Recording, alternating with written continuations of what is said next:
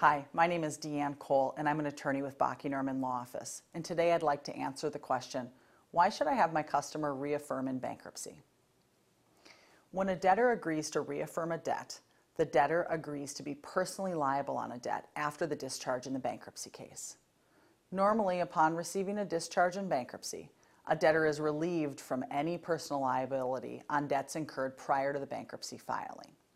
For example, if I owe my attorney $200 and then I file bankruptcy and receive a discharge, that attorney is forbidden from collecting that $200 later on.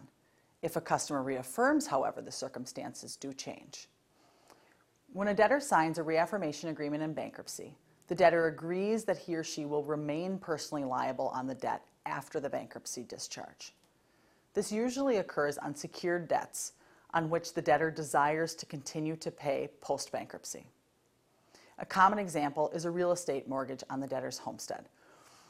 If a debtor expresses a desire to keep the home post-bankruptcy, a creditor should require a debtor to sign a reaffirmation agreement.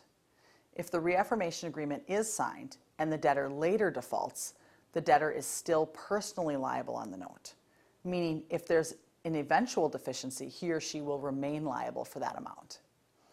On the other hand, if the debtor does not sign a reaffirmation agreement, but continues to pay on the mortgage and then years later defaults, the creditor is forbidden from seeking a deficiency judgment on any shortfall because of the failure to obtain a reaffirmation agreement in the underlying bankruptcy years prior.